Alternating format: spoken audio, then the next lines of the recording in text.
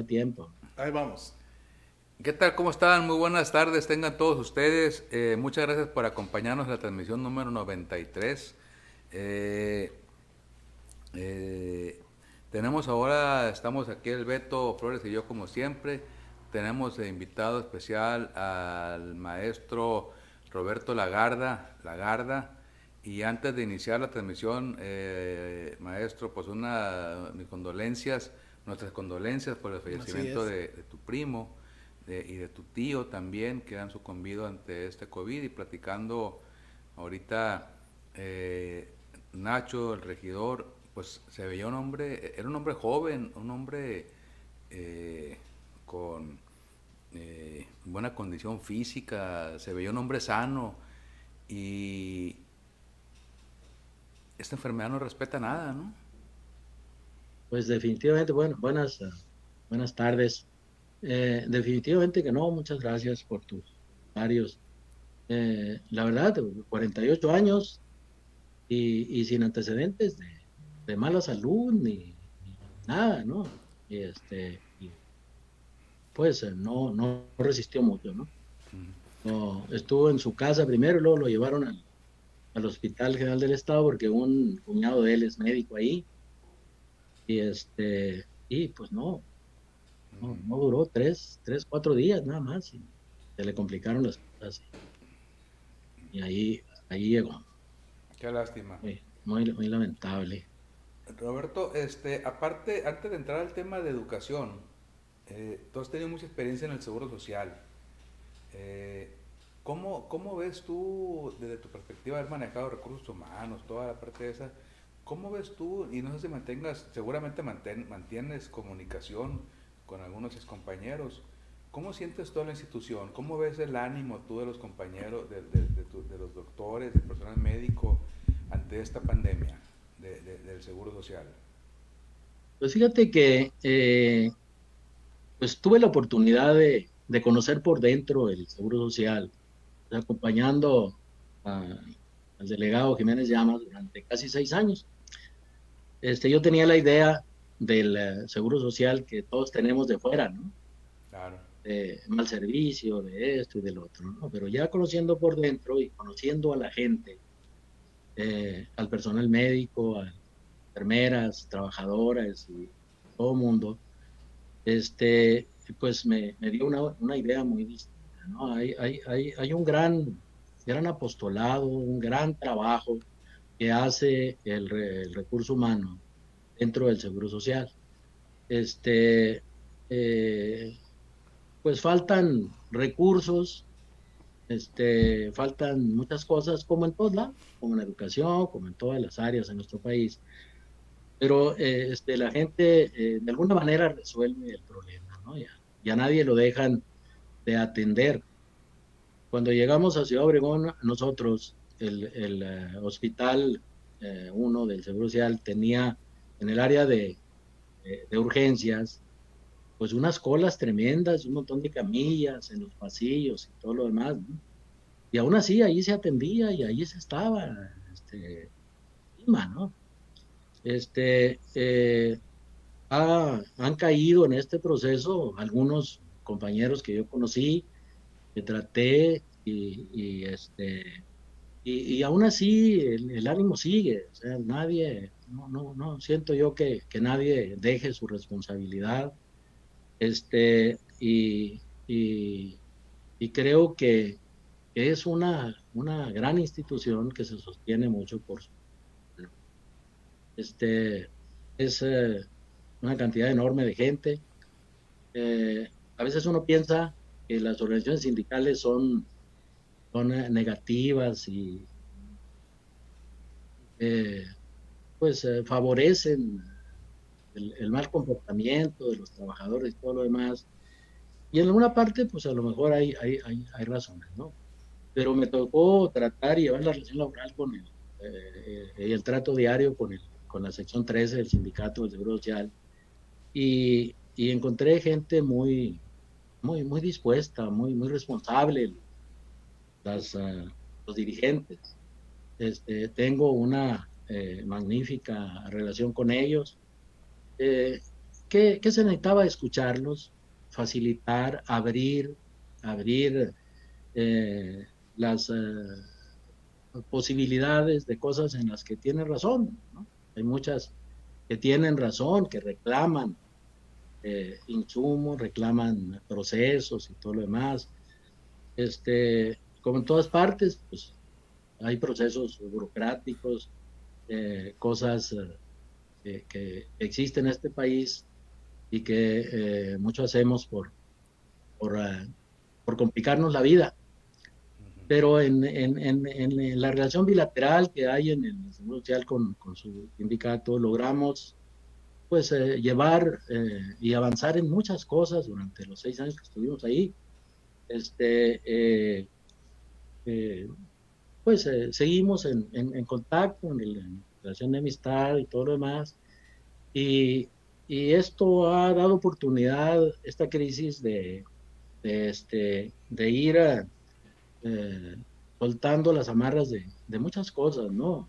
Para que pueda proveer de recursos. Claro. A mí se me hizo muy positivo la construcción de esta clínica que acaban de inaugurar, especial para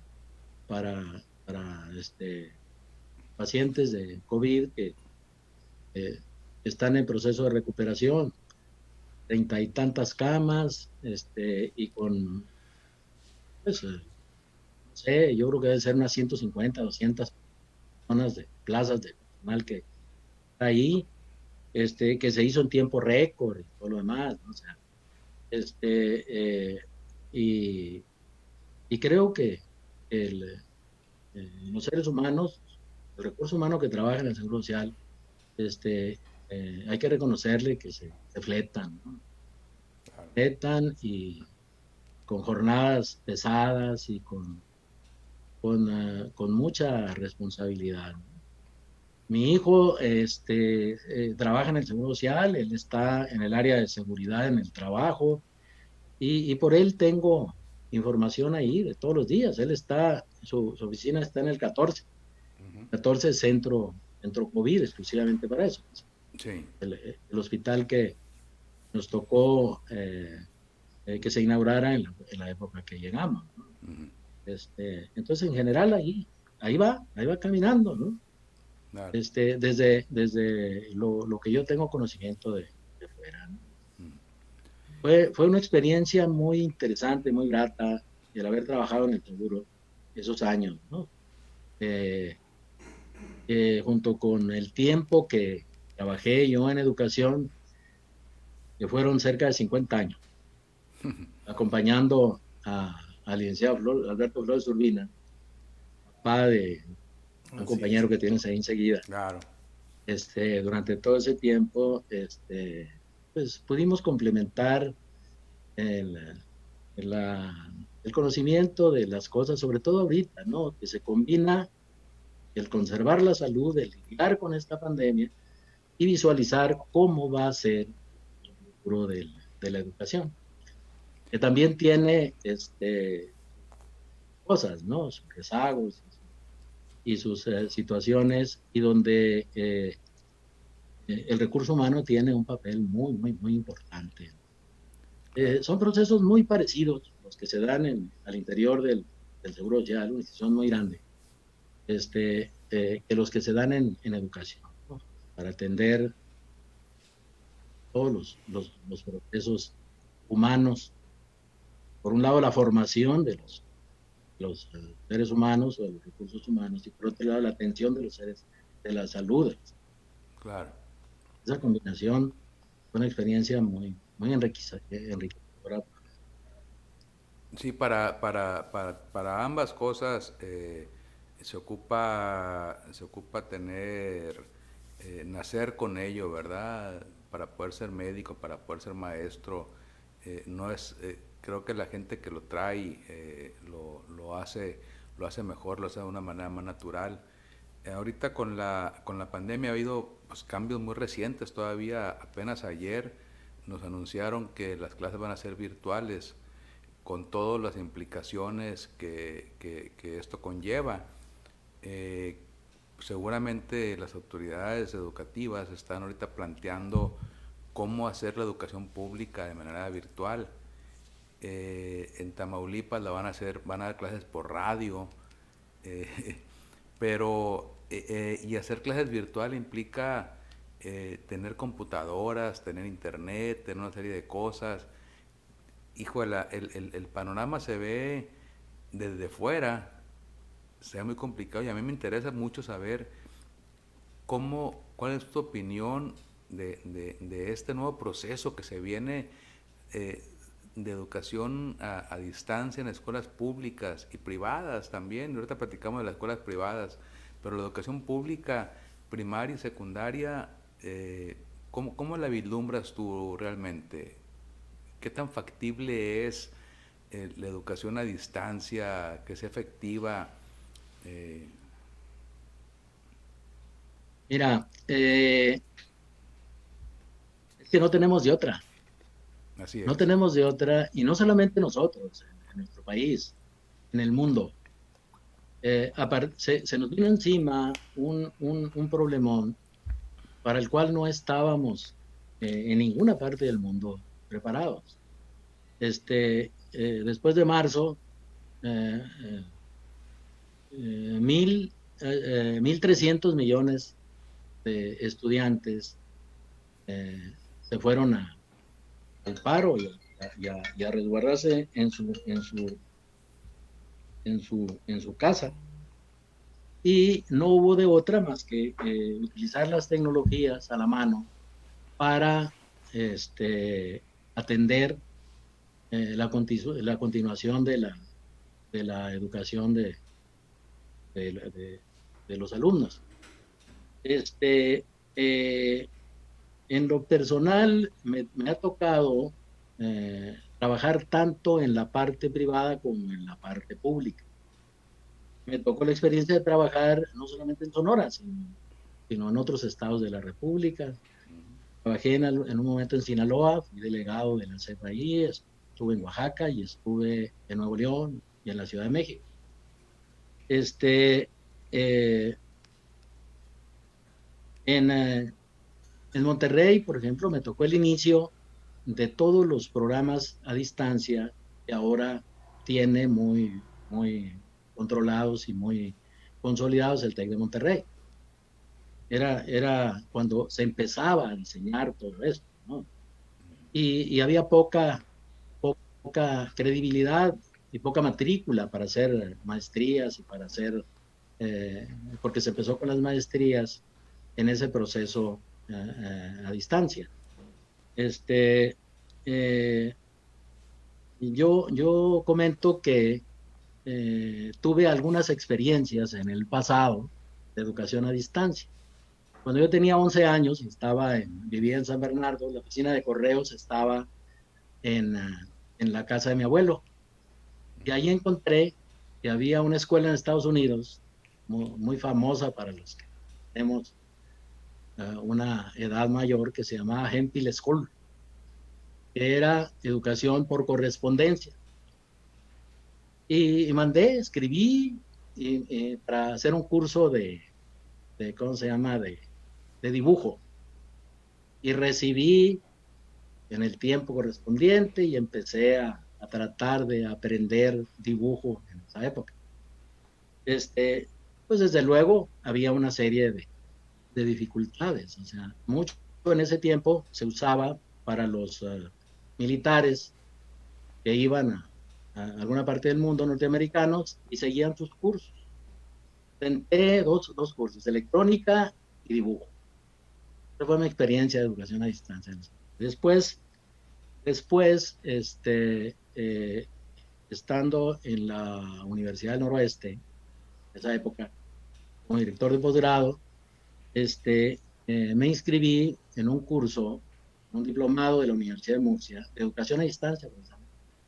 Y la experiencia fue muy, muy interesante porque era totalmente asincrónica. En esa época solamente había correo electrónico. Entonces había que hacer la comunicación por correo electrónico, esperar la respuesta, el otro.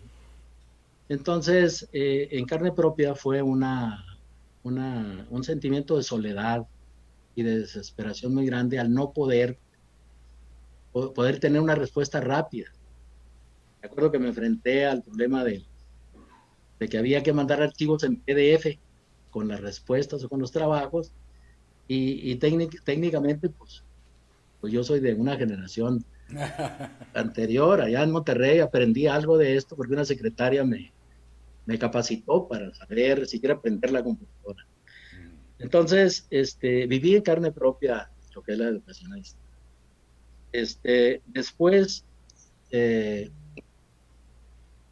y en el presente, eh, yo veo que no hay de otra, ¿no? El futuro inmediato está en fortalecer, con todas las tecnologías nuevas, el lograr una comunidad de aprendizaje. Y una comunidad de aprendizaje, pues tiene que participar los padres de familia, los alumnos, eh, los profesores, los directivos. ¿Qué es lo que pasa en nuestro país? Tenemos un sistema educativo grande, el público. Hay una relación de 85, 86 por ciento son escuelas y matrícula o alumnos matriculados en escuela pública, y un 13%, 14% son escuelas privadas. Este, la escuela pública, pues tiene sus rezagos. Yo comento que no quisiera yo estar en este momento en los zapatos del secretario, de las autoridades educativas. Claro. Y los conozco a todos, compartimos en algún momento la experiencia de trabajar. O sea, eh, conozco a Esteban Moctezuma y trabajamos junto con él en aquel tiempo que él era subsecretario, en la época de Cedillo. Y entonces es un paquete muy grande. ¿Qué tenemos? Pues los rezagos, ¿no? Y, y, y sobre todo en elementos, ¿no? Ahorita antes de empezar esto estábamos haciendo pruebas ahí, Benjamín, y yo, y decía, oye, tienes inestable el internet. Ay, este, entonces, si entre nosotros que tenemos acceso más o menos a la tecnología y a todo esto, hay dificultades, entonces hacia afuera es mucho mayor, ¿no? Entonces, yo creo que vamos a encontrar los mecanismos. Tenemos antecedentes interesantes y experiencias interesantes en México. La telesecundaria, por ejemplo, que empezó el 68, pues es un modelo que ha dado muchos resultados, y esa educación a distancia, con semipresencial y acompañados por un profesor en las comunidades rurales, ha tenido un impacto muy grande en todo el país, la secundaria. Y ha pasado por etapas, ¿no? De cómo hubo telesecundarias que me tocó que no tuvieran el, el, la antena satelital o alguna cosa de que llegara la señal de televisión por televisión. Y tenían que llevarse, o teníamos que mandar en un momento dado, en videocaseteras y en videos grabados en Betamax en un tiempo y en VHS, para tener la clase hasta que se lograra tener la antena, y luego, no sé, algún sistemita de baterías para hacerlo funcionar. Pero, pero ha cumplido la telesecundaria una función muy importante, y el desempeño, si revisamos la historia del desempeño de los alumnos egresados de telesecundaria, ha sido mucho mayor que los resultados de las escuelas urbanas y militarizadas. Ha habido otros intentos de equipar a las escuelas, y, y en varias etapas, pero pues de alguna manera ha, ha fallado o no se tiene completo. Hubo una época, en la época del presidente Fox, que yo estaba en México en la coordinación de CECITES, se hizo el intento de equipar con el ciclomedia todas las escuelas, llegó hasta cierto punto y luego pues ya no se dio continuidad. Después con otros, los otros presidentes, pues también tuvieron algún intento, secretario de Educación, algún intento de ir equipando de alguna manera. Pero la realidad es que nuestras escuelas públicas, pues sí carecen de, de mucha de esta tecnología. Los alumnos y las familias tienen acceso a, y los profesores también, a un teléfono celular, alguna cosa de este tipo, o alguna computadora, pero las escuelas no están equipadas, no están equipadas todas con internet, no, no tienen todo lo que se requeriría para hacer un proceso de alguna manera efectivo. Pero cuando no hay de otra, tiene que haber creatividad y tiene que buscarse la manera de hacer llegar la información a todos lados, ¿no? Yo escuchaba la noticia ayer que se van a distribuir no sé, 180 millones de libros de texto gratuito a toda la República y llegará ese insumo. Entonces, hay un escenario, tenemos una parte deficitaria, pero si no tenemos de otra, pues hay que remar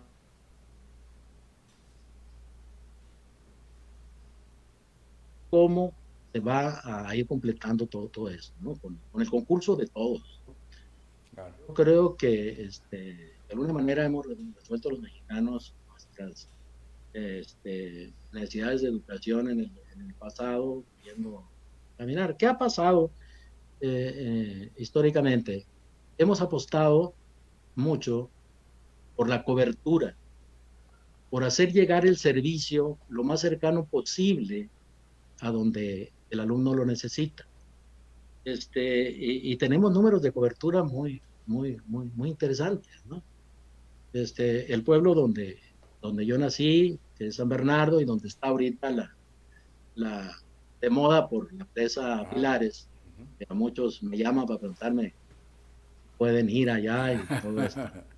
En esa época, en la escuela donde yo estudié, estuve de primero a cuarto año en el mismo salón con el mismo profesor. Ajá. Este, eh, Después a la secundaria tuve que ir a Álamos, 50 kilómetros, 2 horas de camino, todos los días ir y venir, y salimos adelante.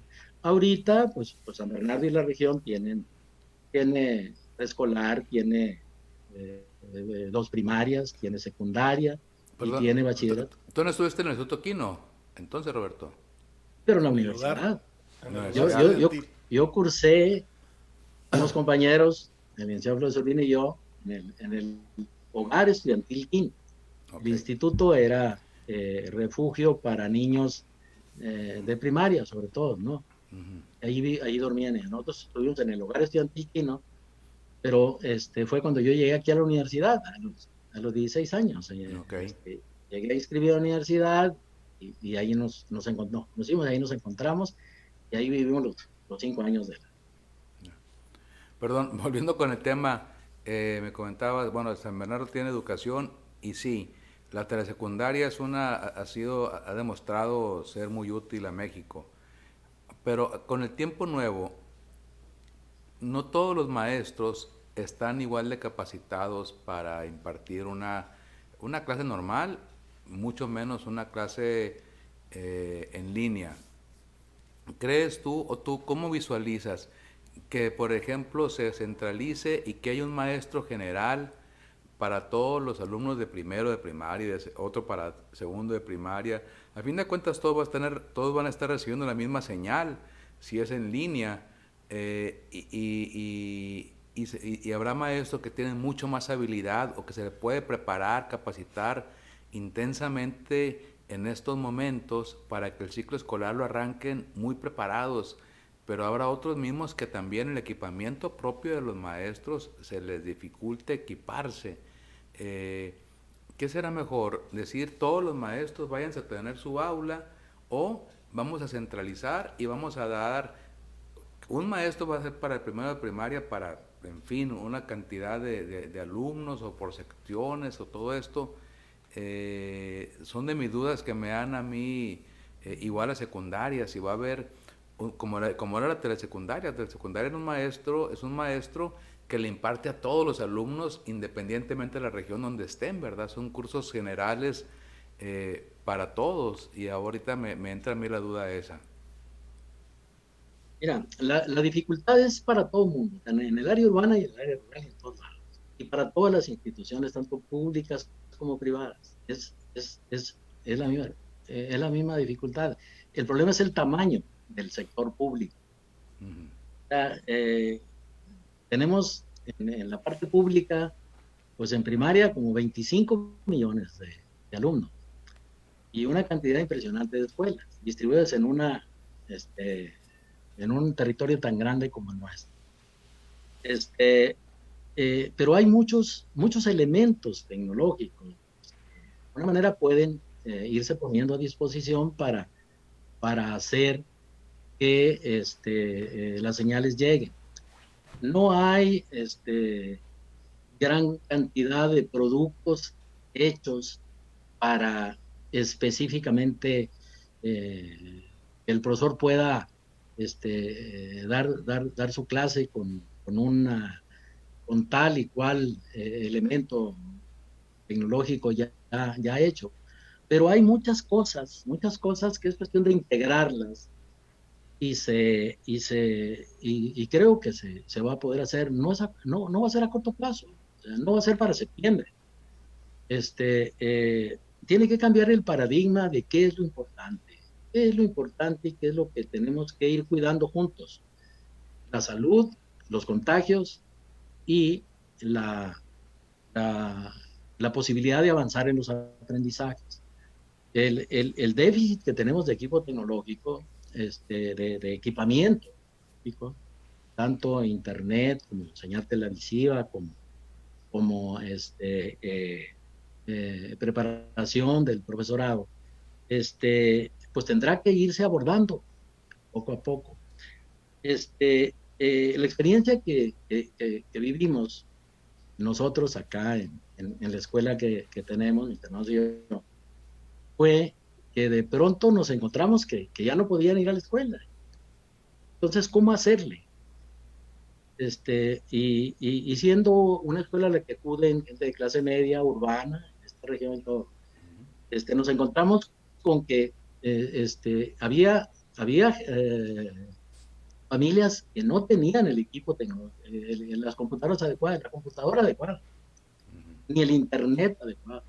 Y luego volteamos a los profesores nuestros, igual, estaban en sus casas, pero no tenían computadora ni tenían internet. Entonces, ahí fuimos armando las primeras semanas, prestándole las computadoras de la escuela, tanto a las familias como a los profesores. Y de alguna manera se fue resolviendo. Y yo estoy sorprendido de la capacidad de adaptación que tienen los niños y los profesores. El otro día participaba yo en un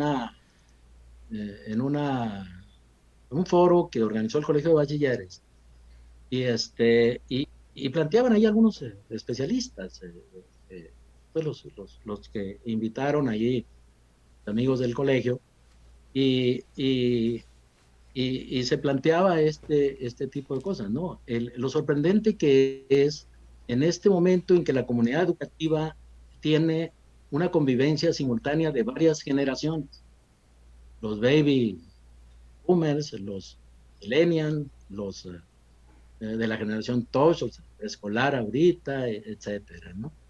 Entonces, eh, le encontramos el punto y no tuvimos ningún problema, porque solos los muchachos y los profesores se entrelazaron y fueron trabajando de manera muy exitosa. Encontramos una plataforma especial que no es de las plataformas comunes que están utilizando las escuelas ahorita, que fue producto de la creatividad de uno de los millennials que trabaja ahí con nosotros. Fueron armando, de tal manera que ahorita ellos mismos, el equipo de la escuela, que no es una escuela muy grande, tiene 300 alumnos de básica, están muy, muy seguros de que podemos sacar el ciclo escolar en todo el semestre de manera normal y con aprendizajes efectivos, ¿no? Con el mismo Es, nivel, con el mismo nivel de aprendizaje, con el mismo nivel de aprendizaje, inclusive mayor, porque este, eh, acuérdate que hay diferentes maneras de aprendizaje y capacidades de aprendizaje en los niños. Eh, yo tengo dos nietas que se vinieron a vivir a Hermosillo y están en la escuela y es mi medio de retroalimentación aquí. Una tiene una velocidad tremenda de aprendizaje. En 15 minutos se enfadaba y no había que hacer ahí con ella en la escuela. Y la otra tiene un problema de la vista. Entonces va caminando más lento. Entonces mis hijas se desesperaban. Y yo también, y los profesores también. Este, en este proceso me platicaba la niña, es que esto es mejor para mí, me dice. Yo me desocupo, hago, termino y ya me dedico a hacer otras cosas. Me dedico a la danza, me dedico a hacer otras cosas, que lo hago también por internet. ¿No? Entonces, hay mucho de eso. Y yo no dudo que en las escuelas oficiales ocurre lo mismo. Este, eh, entonces, eh, yo creo que es un proceso que va a darse, que va a darse y nos va a obligar a avanzar y a corregir muchos de los errores de inversión en infraestructura en el sector educativo que hemos cometido en el pasado porque no respondemos a las necesidades, visualizándolas hacia el futuro, este, eh, cuando no tenemos de otra. ¿No? Yo creo que es posible hacerlo. Desde luego que no va a ser al 100 en el primer intento, pero se va a tener que ir avanzando en aras de cuidar la salud. claro, y como bien dices, no queda otra, esa es la respuesta adecuada, ¿verdad? Por supuesto, no queda otra, no, tenemos que hacer algo con la educación, con la salud, etcétera.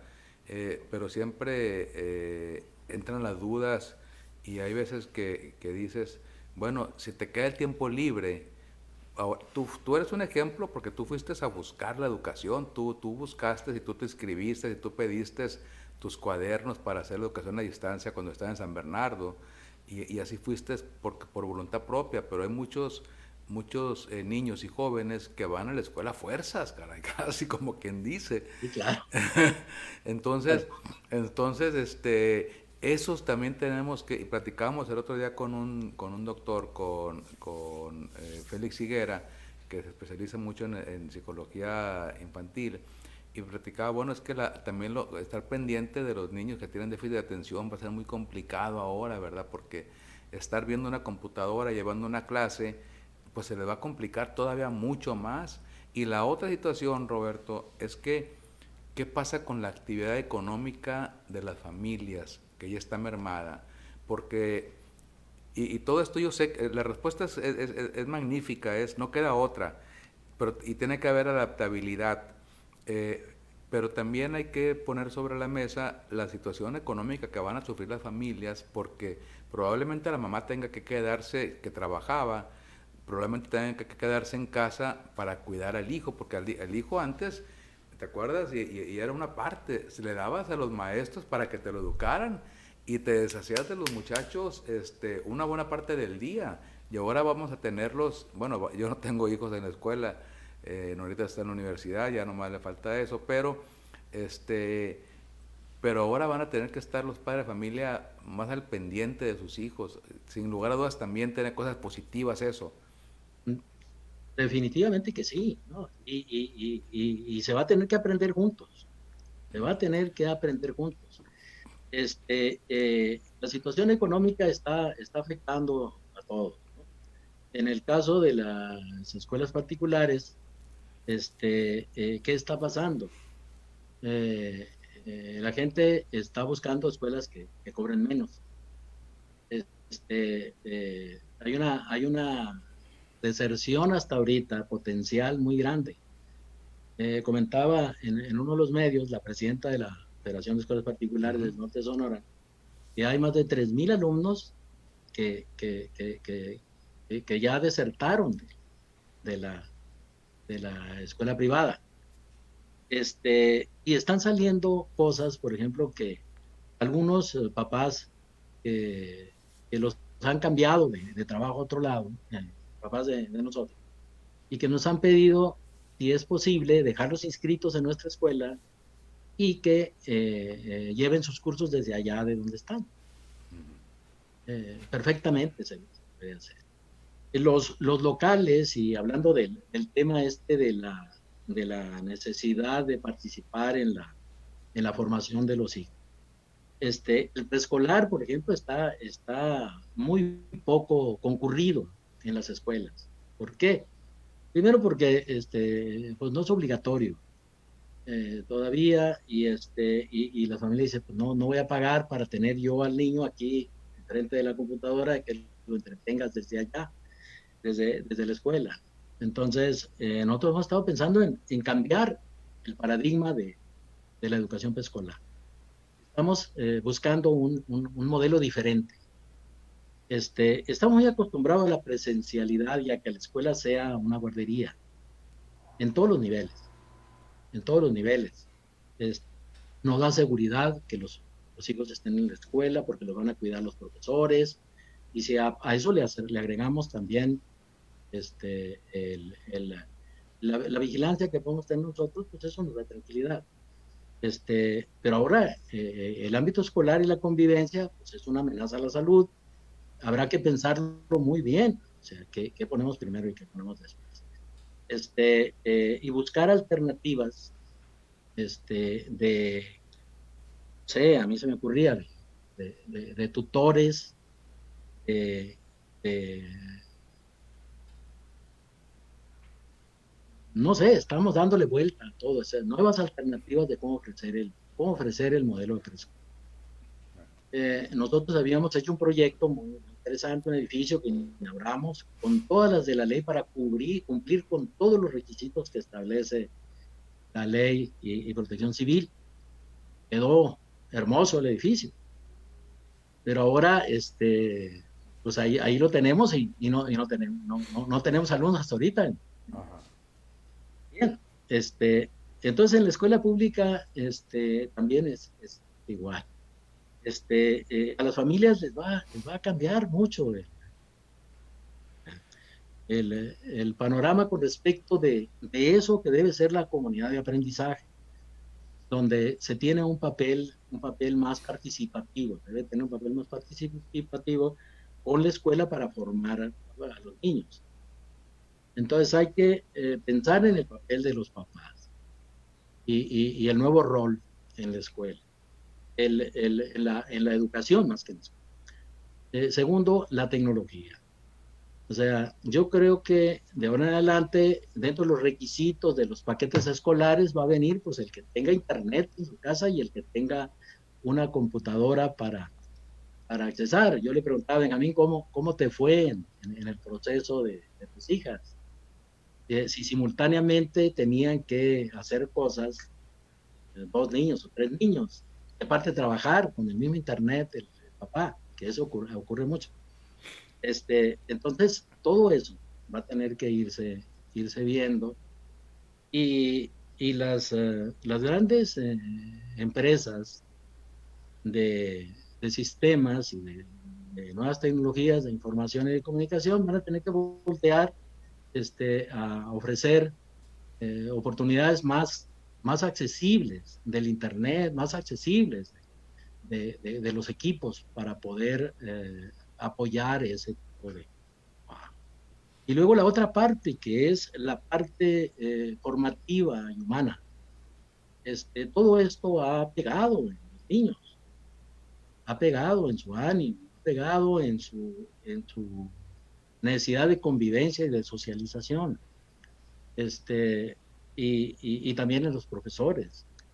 Entonces tenemos que ver cómo con el uso de tecnologías, el profesor ya no sea el que transmite y el que platica y expone la clase solamente, sino que desarrollar recursos didácticos para hacer que el proceso expositivo sea menor y mayor la atención de la parte formativa de los muchachos, ¿no? Yo me acuerdo, cuando yo empecé a trabajar en la secundaria del Colegio de la Veracruz. Yo fui profesor de algunas de las esposas de ustedes en primero, segundo y tercero secundaria. Ajá, Una que me acuerdo es Inés Antillón. claro, la gringa. Ella, una muchachita muy brillante en la secundaria, ¿no? Las hijas del licenciado Eduardo Estrella, tu cuñada, Normalicia. Norma creo que Ah, es, sí. ¿no? Bueno, entonces, También Nora, mi teníamos que esposa, llegar, estuvo en la Veracruz, pero un año más abajo. ella también estuvo ahí. Yo empecé con primero de secundaria y con primero de prepa. Entonces, había que llegar al Colegio de la Veracruz, los profesores, a las 6 de la mañana, porque se manejaba un modelo de educación personalizada que era forma. Entonces, y teníamos que llegar a las 6 de la mañana a preparar el material en el mimeógrafo y en un aparato que se llamaba Dito, Claro, para llegar al salón de de darle clase y a vuelta. entregar, hacer todo eso. Previo en la noche, habíamos estado haciendo extensiles, porque no había otra manera de preparar, extensiles de unos de cera, y en la mañana los imprimíamos, hacíamos cola para imprimir. Entonces empezaban a las 7 y luego ya había que llevar el material ahí. Ahora digo, híjole, que hubiera habido el PowerPoint, que hubiera una computadora en ese tiempo, alguna cosa. ¡Qué maravilla! Era así. Claro. Dime, bueno, entonces, después el rotafolio, después el video, después todos esos elementos didácticos. Entonces, la tecnología es un elemento didáctico que facilita el trabajo del profesor. ¿Qué se necesita? Entrar en el proceso de formación para integrar todos esos elementos y poder ofrecerlos. Y es más grande la tarea en la escuela pública y se van a necesitar más recursos. Pero que da resultados, yo no tengo la menor duda que da resultados, y que hay una gran creatividad en el profesorado para inventar cosas, va a pasar. Las nuevas generaciones de profesores, millennials, son muy creativos. Necesitan la conducción de los más antiguos para llevar el proceso de integrar todo eso, ¿no? La tecnología, los recursos didácticos, con la transmisión a distancia en este proceso, sea por televisión o sea por internet. Es una maravilla. Yo no me hubiera imaginado poder estar haciendo esto en esa época, ¿no? Claro. Y he hecho en mi vida, hemos hecho muchas cosas innovadoras, hicimos muchas cosas. Y eh, entonces, yo creo que va a caminar esto, que no tenemos de otra. Está pasando, ahorita, por ejemplo, hay empresas españolas, israelíes, que ofrecen programas para trabajar, que son programas españoles, donde está todo hecho, todo hecho. El problema es que es diferente el manejo con la mentalidad nuestra, con la mentalidad europea. Y sí se puede adaptar, están en proceso de adaptación. La cosa es que Claro. cobran por alumno, el proveer de ese tipo de... Están abiertas ahorita, ¿cómo se llama esto? De Google, el salón de clases de Google, lo que está haciendo Microsoft ahorita de desarrollar y algunas otras plataformas, el propio Telmex están desarrollando, porque es un campo muy interesante de desarrollo Claro. de esas empresas. Y entonces, Yo creo que va a haber respuesta. ¿Qué se necesita? Tener paciencia. ¿Qué se necesita? Ir paso a paso. La preocupación más grande de mis papás aquí, de mis hijas, era la graduación de sus hijos en junio. Más que el proceso de enseñanza-aprendizaje. Sí. Luego tuve dos Esas experiencias aquí, familiares. en carrusel, ¿no? Sí, lo hicimos la graduación con este instrumento, ¿no? Con el Zoom, entregamos reconocimientos y decimos todo, todo, todo. La escuela es una escuela como si fuera escolarizada, pero reproducida en ambiente virtual. Se hacen honores a la bandera, se hace todo. Todo eso, con esos elementos, y la creatividad de los profesores, no, no, no, es increíble lo que se puede hacer. ¿Qué se necesita? Tiempo. Todo lo que nosotros hicimos en la escuela lo hicimos en 3 semanas. Algo impensable de otra manera.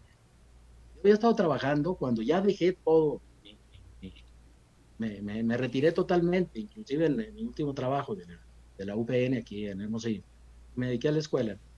Empezamos a ver con otros amigos el cómo convertir hacia el futuro en una escuela con mayor tecnología. Y estábamos en ese proceso. Me encontré un millennial ahí muy creativo, experto en sistemas y en informática y todo, como Alberto, que no, no, no, no, o sea, pusieron idea. Gracias a eso pudimos adaptarnos muy rápidamente. E hicimos todo el proceso en 2 semanas, en las 2 semanas de vacaciones, 3 semanas antes, Okay. para recibirlos al regreso ya con eso. Entonces, pues las experiencias que yo veo en la escuela pública son muy similares. ¿Qué hace falta? Recursos. Conducir los recursos de mejor manera, porque no tenemos de otra. No tenemos de otra y poco a poco ir avanzando en eso. Ya no hay para dónde voltear. Claro. Así es. Y creo que de alguna manera va a dar resultados. Así es. Así es. Pues bien, comentarles que hemos tenido muchas participaciones durante la transmisión, la mayoría de todas ellas agradeciendo la invitación a Roberto y sobre todo reconociéndote a ti, Roberto, la trayectoria, mucha participación de exalumnos, de compañeros de trabajo que reconocen que en su paso y convivencia contigo fue muy aleccionador y agradecen que estés aquí esta tarde con nosotros. Preguntas aquí, Arnoldo Jaime pregunta si se ha visto modelos educativos de otros países con el propósito de tomar de ellos algunas ideas que podamos aprovechar. Muchos, muchos, muchos, ya hay muchos, muchos ejemplos. Este, eh, la gran oportunidad que tuve en mi vida de viajar y de conocer otros países, encontré muchas cosas que ya están hechas, ya están inventadas, que pueden de alguna manera adaptarse. Entonces, con esos modelos se pueden desarrollar acá. Pero, pues allá las condiciones son distintas. Son distintas, es menos población, es menos espacio territorial, etcétera, ¿no? Para lograr la comunicación y los niveles de Internet, por ejemplo, pues ha sido más dificultoso. Los modelos están ahí para hacer educación a distancia a distancia. Lo tiene Google, lo tiene Microsoft, lo tiene. Antes, cuando empezaba esto, usábamos Moodle, usábamos esas plataformas que están muy, muy utilizadas en las instituciones de educación superior. Hay infinidad de recursos. ¿Qué se necesita? Darlos y adaptarlos. Ahorita inclusive no cuesta, hay muchos que son gratis, pero poco a poco, en la medida que se vayan convirtiendo en indispensables, pues van a costar. Pues son negocios, ¿no? Claro. Entonces, de alguna manera hay que prever. prever todo eso, ¿no? Este, eh, España, por ejemplo, es un país que tiene mucha experiencia. Llegó hace 25 años que yo tomé ese diplomado de educación a distancia de la Universidad de Murcia. Tienen la UNED, Universidad a Distancia Española, que se puede cursar todo ahí. En Estados Unidos hay un modelo que estamos explorando aquí para que mi nieto, que es ciudadano norteamericano y que estaba cursando secundaria en Dallas, que vive su papá, pueda inscribirse allá y de aquí llevar ese. No se necesita estar presente. Pero también en los Estados Unidos hay dificultades para echar a andar, ¿no? El trabajo que tuvo mi nieto con su escuela comparado con el que hicimos aquí, con su hermana, pues fue muy light. ¿Por qué? Porque no estaban lo suficientemente preparados con todos los elementos, pero seguramente ahorita ya han avanzado. Entonces hay muchas cosas, se está planteando usar, tengo entendido, el Google for Education hacia las escuelas públicas como plataforma. No estoy muy familiarizado con lo que se está haciendo dentro, porque que yo estoy fuera de eso y después de mis 6 años en el Seguro Social, pues me gradué de médico y dejé el trabajo de profesor. Este, eh, entonces, no tengo mucha cercanía. La verdad es que me pusieron a chambear ustedes ahora. Y encontré un documento muy interesante de la UNAM.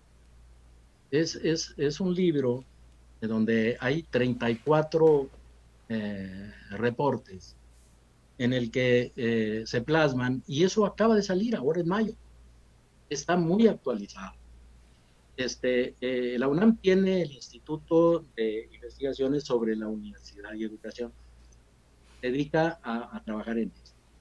Y participaron 37 investigadores reconocidos, investigadores nivel 3, nacionales, nivel 2, nivel 1, la mayor parte con doctorado en diferentes áreas. Entonces fue un equipo muy interdisciplinario y el libro se llama Educación y Pandemia, una visión académica. Entonces, aquí encontré una visión muy sistémica de todo esto, y de cómo se deben abordar las cosas, algunas cuestiones de diagnóstico, tanto de todos los niveles, tanto de básica como de bachillerato y de educación. ¿El libro, Es, es, el libro está impreso o es en línea, es en Roberto? línea, se lo voy a mandar para que, Si, si nos lo puedes aportar a la página esta de Facebook, será maravilloso lo, para que... lo voy a, ustedes me dicen y ya lo pongo, lo pongo ahí. Perfecto. Está muy interesante. Requiere de un poco más de tiempo para estudiar las propuestas. Hay un análisis muy interesante, por ejemplo, ahí, de una sonorense del Colegio de Sonora, que hace el análisis de cómo se vivió y el impacto que tuvo la pandemia del H1N1 hace 10 años. Ella se veía pudo. Muy interesante el análisis y es nuestra, trabaja en el Colegio de Sonora y es investigadora, eh, eh, ella es investigadora eh, en este instituto es la doctora Denise de Jesús Sejudo Ramos. Su familia viene de Yoricarichi, ahí cerca de los tanques Claro. de aquel rumbo. Y Ajá. entonces es un libro muy interesante, muy actualizado, donde se analiza toda esta situación en los diferentes aspectos. Y se dan algunas propuestas ahí interesantes que yo creo que la gente interesada pudiera leer. Son 34 artículos que abarcan todos. Qué interesante está. Así es. Este, Como comentan, aquí empiezan a llegar ya algunas preguntas también. Dice, ¿cómo ve usted el nuevo esquema que debe adoptar el docente bajo este cambio de paradigma? Dice, retos, cambios, saludos, gracias por esta amena charla. José Mireles les manda saludos a los dos. Gracias. Pues el nuevo papel es activo y proactivo, ¿no? Proactivo, así como nosotros en aquellos años, hace, no sé, 40 años, 2 años, creábamos con los ditos y con los esténciles y con todo ello. Yo creo que ahora el nuevo rol del profesor tiene que ser parte de la comunidad, tiene que ser creativo y, este, y de parte del, de las instituciones donde están, yo creo que debe haber apoyo para capacitación, para todo este tipo de cosas que vienen en el nuevo escenario. Telesecundaria se fortaleció mucho, porque se creó una licenciatura en educación telesecundaria. Ahí en la Escuela Dora, que era la sede de la Escuela Normal Superior, ahí se impartía, y yo creo que se sigue impartiendo la licenciatura en educación telesecundaria, y que forma a los profesores para esa realidad, ¿no? Y dio buenos resultados todo eso. Entonces yo creo que ese es el rol, un rol más activo, y más dispuesto a ir creando esos espacios. Pues creo que, como comenta el dicho popular, la carga hace andar al burro, ¿no? Las Es, circunstancias nos van a obligar a adaptarnos a como dé lugar y va a obligar que la infraestructura de comunicaciones pues dé el rendimiento que se requiere, porque si no, no va a ¿no? funcionar esto.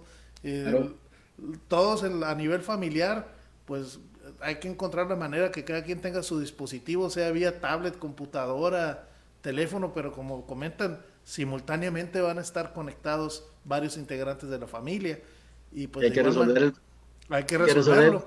el Y en problema el, del Internet. y en el problema y en el tránsito, pues va a haber muchas circunstancias de prueba y error, ¿No? resistencia al cambio, en donde debemos adaptarnos. Uno de los comentarios que nos hacen aquí es la controversia con lo de los uniformes escolares.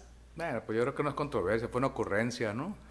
Eso es intrascendente. Pues miren, Claro, es una los, ocurrencia. y sí tiene un fondo, pues, o sea, en la escuela se les ocurrió pedirle a los profesores le pidieron a sus niños que se levantaran temprano, se vistieran con su uniforme y fueran a la escuela. La escuela ir de la recámara al escritorio y que usaran su uniforme. Bueno, en ese momento una manera de motivar y más. Pero ahorita el uniforme es lo menos trascendente, como la toga y birrete a la hora de la graduación, el tener el no perder el año. Por ejemplo, un gran problema era eso, no perder el año. Pues se trata de perder el año, se puede perder la vida. Claro. Y frente a eso, pues, ¿qué es primero y qué es después, ¿no? Pero desde luego que también, pues hay gente que trabaja y vive de la venta de los Claro. celulares. Es un mercado grande. No sé, hay dos cosas que yo he sostenido en mi vida, y las sostuve durante mucho tiempo, dando a hacer cosas. Es, uno,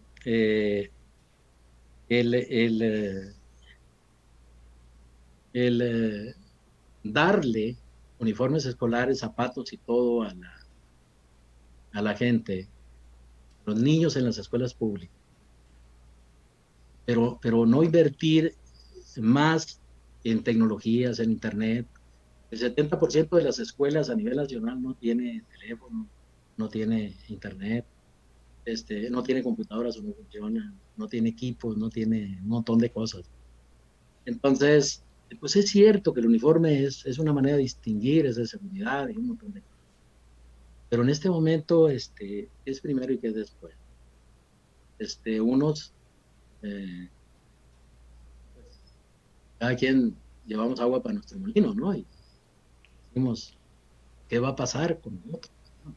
Esa es la afectación económica. Así es. Este, fíjate, pues el tiempo de la hora ya lo alcanzamos, se nos va volando como son todas estas transmisiones. Me gustaría pedirte, Roberto, un comentario final para luego pedirle a Ricardo cerrar la transmisión. Adelante, por favor. Pues muchas gracias por la invitación. Este, estuve dudando el retomar estas cosas de educación, las cuales yo había dejado a un lado, y ponerme a reflexionar sobre ello. Pero por otro lado, yo creo que vale la pena comentar y aprovechar este medio, estos temas, y aportar las experiencias vividas, ¿no? Claro. Experiencias vividas, eh, cómo vemos las cosas, y creo que será de alguna manera positivo. Yo agradezco la oportunidad, con mucho gusto. Me clavé desde el viernes a andar tratando de, tener más información actualizada, porque yo estaba un poco rezagado de todo esto. Y me encontré cosas agradables y cosas agradables en las estadísticas, pero yo creo que es importante señalar que el futuro de la vida ya no va a ser igual que antes. Lo que conocimos ya no va a ser igual. No hay precedente de algo que hubiese ocurrido en la historia como esto. Entonces tenemos que buscar adaptarnos en el campo de la educación, en el campo del trabajo, en todo ello, a esta nueva realidad donde tenemos que ser más colaborativos y menos egoístas. Lo que hagamos impacta en los demás. Lo que hagamos con nuestros hijos, la comodidad de que nos los cuiden en una escuela, pues puede impactar en su vida. También pensar en cómo vamos a colaborar de mejor manera en la formación de nuestros hijos. Eso es lo que yo puedo aportar. Muchas gracias. Muchísimas gracias, Roberto, por tu tiempo, por tu plática, por tu experiencia, por compartirnos todo esto. Es bien importante, por supuesto, que todo lo que hacemos lo hacemos por nuestros hijos, siempre. Eso ha sido general de muchísimas generaciones, y la educación es parte esencial de eso. Lo que le damos en casa es una cosa, lo que le da el maestro es una cosa diferente, sumamente valiosa, como para tocarla por encimita, y yo estoy convencido de que las autoridades educativas de nuestro estado, de nuestro país, están haciendo su mejor esfuerzo, porque, y muchas veces somos proclives únicamente a criticar y a poner las cosas difíciles, o a ver cómo no se puede. Sin embargo, creo yo que están haciendo el mejor esfuerzo para decir cómo sí se puede y cómo sí se debe seguir con la educación de los niños sonorenses y niñas mexicanas, para poder salir adelante. No podemos perder ni permitir que los niños estén deambulando, que las jovencitas estén perdiendo el tiempo cuando hay tantas cosas que deben de adquirir conocimientos. Puede ser esta una generación, los pandemials, que si no se ponen las autoridades y no ponemos los ciudadanos nuestra parte, puede ser que sea una generación sumamente avanzada, o bien que sea una generación perdida. Está en nosotros colaborar con las autoridades, buscar que las autoridades hagan su mejor trabajo, darle tiempo a esto de que se aterrice, y en esa manera podremos salir adelante. Yo estoy convencido de que esto lo están haciendo todo el ejército innumerable de educadores que hay en el país, que hay en Sonora, que hay en el mundo, que tienen una pasión por la educación. Yo te agradezco muchísimo, y a todos les agradezco que nos hayan acompañado. Creo que nos extendimos un poquito de la hora, pero el tema da para mucho. Nuevamente, Roberto, muchas gracias. Cuídate mucho, cuídense, saludos en casa, por favor. A todos los que nos ven, manténganse unidos pero distantes, sigan guardando la sana distancia, por favor. Y mañana nos vemos, mañana tenemos invitado a Óscar Castro Valdés, el dossier político, un periodista de Hermosillo, un gran analista político que va a estar acompañándonos mañana aquí en esta transmisión. Muchísimas gracias, que Dios los bendiga. Roberto, nuevamente, saludos por favor, que esté muy bien. Gracias a usted.